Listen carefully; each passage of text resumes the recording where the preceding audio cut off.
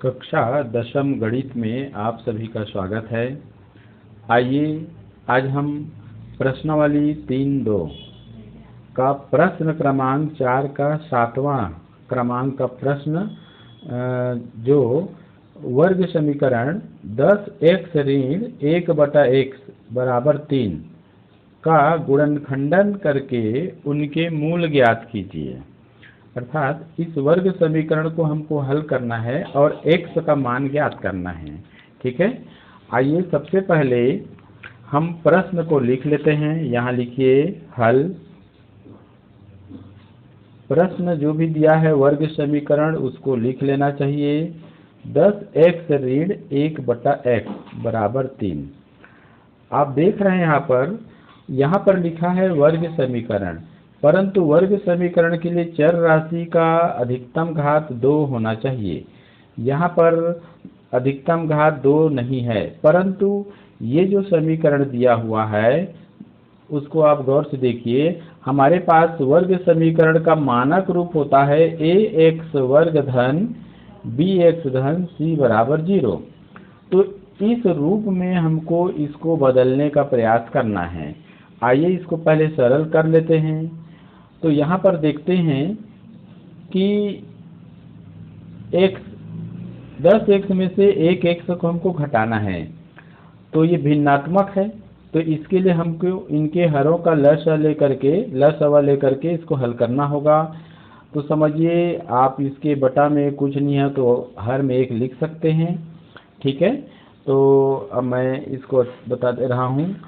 तो इसके हर में 1 है, इसके हर में x है, तो 1 और x का लसाअ हो जाएगा x। ठीक है, अब हमको इसको आगे हल करना है। तो ये लसाअ में एलसीएम है ये, इसमें इसके हर से भाग कर देंगे। 10/x 10x/1 है, तो x से भाग करेंगे तो भागफल x जाएगा। x का गुणा अंत में 10x है उससे गुणा करेंगे तो ये हो जाएगा 10x वर्ग ऋण। अब इस x से लसाअ में भाग करेंगे। ठीक है, तो 1 बढ़ जाएगा। उस 1 का गुणा अंश में 1 है उससे करेंगे तो 1 ही रहेगा ये, और ये बराबर 3। अब यहाँ पर इसको त्रिज्या गुणा कर लेते हैं। 10x वर्ग ऋण 1 बराबर 3 गुणा x, तो ये हो जाएगा 3x त्रिज्या का गुणा। ठीक है, यहाँ देखिए अब यहाँ पर चर राशि का x का अधिकतम घात 2 यहाँ पर आ रहा है, यानी ये वर्ग समीकरण अब ये बन गया। परंतु वर्ग समीकरण का मानक रूप इस प्रकार का होता है, जो अचर पद है c वह भी बराबर के बाईं ओर रहता है, यानी तीनों पद बाईं ओर है, दाईं ओर केवल शून्यात्मक संख्या शून्य वाला भाग। ठीक है, तो हम इसको 3x को उधर बाईं ओर पक्षांतर कर लेते हैं जी।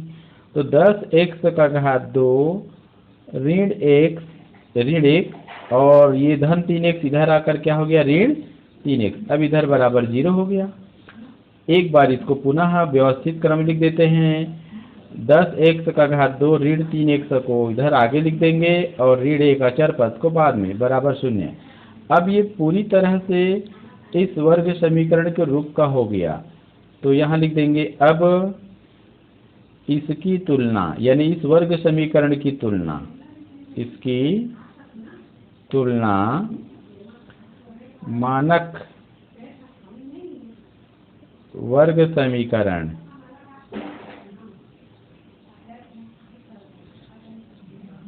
ax वर्ग धन bx धन c बराबर 0 से करते हैं।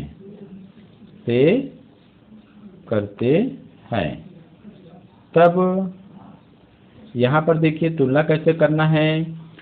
देखिए द्विघात वाला पद ax वर्ग है, यहाँ द्विघात वाला पद है 10x का वर्ग, तो x वर्ग है x वर्ग है, इसका गुणांक जैसे a है वैसे इसका गुणांक 10 है। अर्थात हम कह सकते हैं a के स्थान पे 10 है।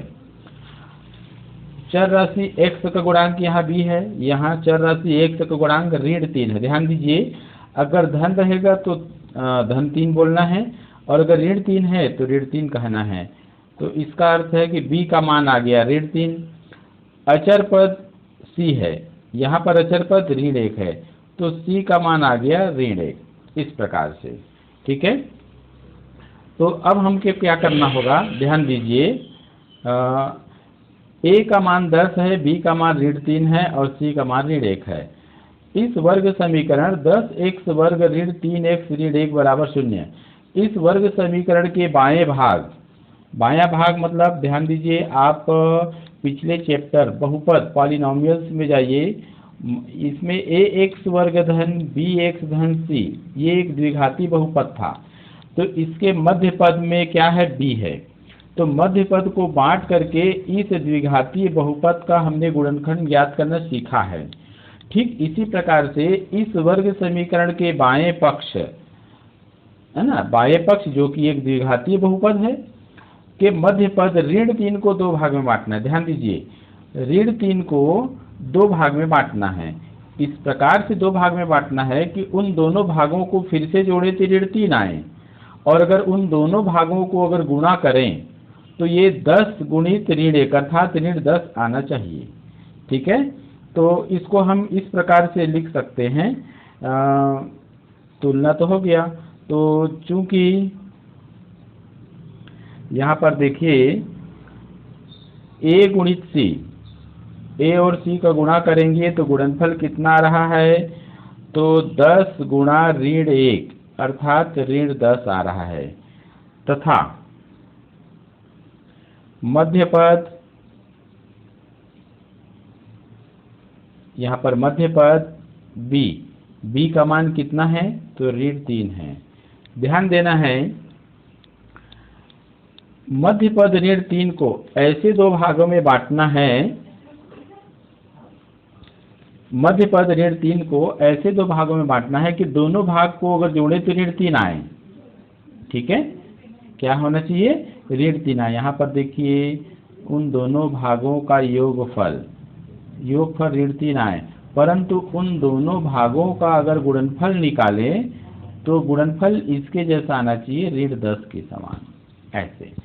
तो इसके लिए हमको क्या करना होगा, ऋण 10 का हमको संभावित मतलब ऐसी 2 संख्याएं प्राप्त करने के लिए ऋण 10 का हमको गुणनखंड ज्ञात करना होगा। तो ऋण 10 को हम क्या लिख सकते हैं वो देखिए। ठीक है, तो इसके लिए सबसे पहले हम क्या करेंगे, 10 का गुणनखंड ज्ञात करेंगे। 10 का सभी संभव गुणनखंड हमको ज्ञात करना होगा। तो 10 का गुणनखंड ज्ञात करने के लिए देखिए क्या लिख सकते हैं, 10 को 1 गुणित 10 लिख सकते हैं। ठीक, आगे बढ़िए।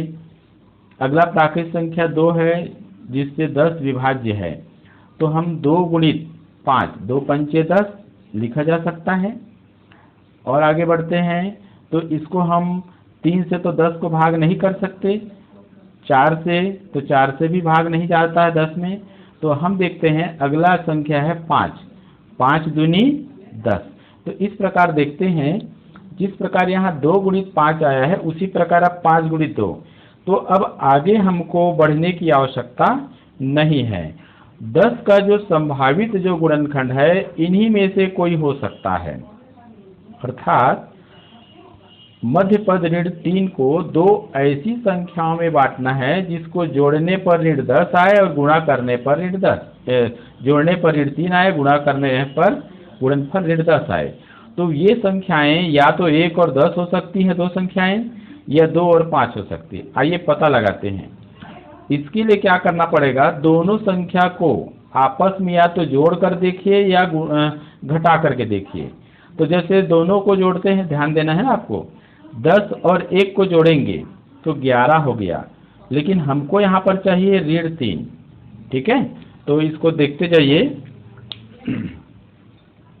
यहाँ पर देखिए 10 और 1 को जोड़ेंगे तो 11 आ गया, लेकिन हमको यहाँ ऋण 3 चाहिए, तो 11 संभव नहीं है, इसलिए दोनों को जोड़ नहीं सकते। घटा कर देखिए, 10 और में से 1 को घटाइए तो 9 आएगा, लेकिन हमको 9 भी नहीं चाहिए क्योंकि यहाँ ऋण 3 है। अगला संख्या, इसको जोड़िए, 5 और 2 को जोड़ के देखते हैं तो आ गया 7, लेकिन हमको 7 नहीं चाहिए, यहाँ ऋण 3 चाहिए। इसका मतलब है कि 5 में 2 को हम घटाते हैं, तो यदि 5 में हम 2 को घटा दिए तो कितना आ रहा है, 3। बिल्कुल सही, हमको 3 चाहिए भी। प्रश्न यह उठता है ऋण 3 कैसे लाएं। तो अब हमको देखना यह है कि 5 में 2 को घटाने पर 3 तो आ रहा है। इसका मतलब है कि ऐसी दो संख्याएं 5 और 2 है, लेकिन दोनों में से एक को धन और एक को ऋण लेना पड़ेगा। तो इसके लिए हम वापस प्रश्न में जाते हैं। यहाँ मध्य में क्या है, ऋण 3 है, यानी यहाँ पर चिन्ह क्या है, ऋण। तो 2 जो संभावित संख्या रहेगा गुणनखंड का, तो यहाँ पर जो चिन्ह रहेगा तो दोनों में से जो बड़ी संख्या है उसको वही चिन्ह देना रहेगा। जैसे यहाँ ऋण है तो यहाँ पर उसको ऋण देंगे, ठीक है, और इसको हम दे देंगे धन। तो इस प्रकार से ये ऋण और ये धन हो गया। तो अब इसको हम इसमें ऋण 5 में धन 2 को जोड़ेंगे तो क्या आ जाएगा, ऋण 3। तो अब वे दो संख्याएं हमारे सामने है, ऋण 5 और 2। तो अतः वे दो संख्याएं ऋण 5 व 2 हैं। ये इसको रफ वर्क समझ लीजिए आप। तो इसलिए वापस प्रश्न में आते हैं। 10x का घात 2 ऋण 3x ऋण 1 बराबर 0। तो यहाँ पर मध्य में ऋण 3 आया है, इसको हटा करके हमको ऋण 5 और 2 लिखना है। सावधानी पूर्वक लिख लीजिए। यहाँ अगर ऋण भी रहेगा तो भी आप यहाँ सदैव धन चिन्ह लगाइए तो गलती से बचेंगे, ठीक है। इसके बाद आप ब्रैकेट लगा लीजिए ऐसे, और ब्रैकेट लगाकर यहाँ लिखेंगे ऋण 3 के स्थान पे लिखेंगे ऋण 5 धन 2। आप यहाँ पर 2 ऋण 5 भी लिख सकते हैं, 2 को आगे और ऋण 5 को बाद में भी लिख सकते हैं। और फिर यहाँ बाहर में x देख लीजिए, ऋण 5 में धन 2 को जोड़ेंगे तो ऋण 3 आएगा, यहाँ ऋण 3 है ही और x यहाँ है, फिर ऋण 1 बराबर 0। ऐसे आगे और स्टेप बढ़िए, इस कोष्ठक को सॉल्व करिए। 10x का वर्ग धन और ऋण का गुणा होता है ऋण, और ये 5 और यहाँ भी x का गुणा हो जाएगा इस प्रकार से। फिर धन और धन का गुणा करेंगे तो धनात्मक आएगा 2 और यहाँ x ऋण 1 बराबर 0। इस प्रकार से मध्य पद हमने बांट लिया। अब यहाँ 4 पद प्राप्त होता है, ये एक जोड़ी बना, ये दूसरा जोड़ी, समूह बना लेंगे 2-2 संख्या का। अब इसमें से इस पहले समूह में से 10x वर्ग ऋण 5x में से ऋण चिन्ह के इधर पहले पद में और ऋण चिन्ह के इधर दूसरे पद में कॉमन संख्या क्या क्या है। तो देखिए 10 को लिख सकते हैं, 5 गुणित 2 5 दूनी 10, यानी यहाँ भी 5 है और यहाँ भी 5 है, तो 5 को हमने बाहर लिख लिया। यहाँ 1 से 2 बार है, यहाँ 1 से 1 बार है, यानी 1 से तो हम बाहर लिख सकते हैं ना ऐसे। फिर ब्रैकेट में इसको मैं फिर से लिख दे रहा हूँ, साफ नहीं आ रहा है, ठीक है। तो यहाँ पर लिख देंगे हम 5x, ठीक है। अब ब्रैकेट में, और यहाँ पर आ जाएगा 5 दूनी, ये हो गया 2, ठीक है। 1 मिनट, आइए देखते हैं इसमें 5x, यहाँ पर बच रहा है 2x, ठीक है, ऋण। यहाँ 5x बाहर आ गया तो यहाँ पर संख्या बच जाएगा 1, ठीक है। तो इस प्रकार से यहाँ पर हम लिख देंगे 1 ऐसे। ये जो आया है कोष्ठक के अंदर, ठीक है, देखिए यहाँ पर ब्रैकेट में जो भी संख्या आया है उसी संख्या को थोड़ा सा जगह यहाँ पर छोड़ करके दोबारा लिख देते हैं। सबसे अच्छा तरीका है कॉमन लेकर के बनाने का। अब यहाँ पर कॉमन क्या आएगा इस जोड़ी में से, तो इस आखिरी जो अचर पद है उसमें इस अचर पद का भाग करेंगे तो ऋण और ऋण का भागफल हो जाएगा धन, 1 में 1 का भाग करेंगे तो भागफल भी 1 आएगा इस प्रकार से। अब ये जो डबल आया है उसको एक बार सिंगल लिख देंगे ऐसे। फिर ये जो कॉमन निकला है उसको चिन्ह सहित, तो ये 5x और धन 1 ये बराबर 0। ध्यान दीजिए, अब यहाँ पर इन दोनों का गुणनफल 0 आ रहा है। इसका अर्थ यह हुआ कि दोनों में से एक संख्या 0 के बराबर है, तभी 0 के साथ गुणा करेंगे तो गुणनफल 0 प्राप्त होगा। तो इसके लिए हमको दोनों को 0 मानना होगा बारी बारी से। तो यहाँ लिख देंगे अब यदि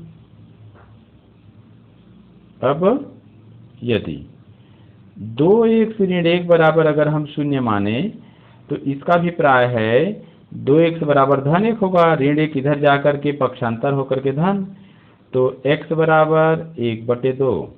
तो इस प्रकार से x का एक मान प्राप्त हुआ।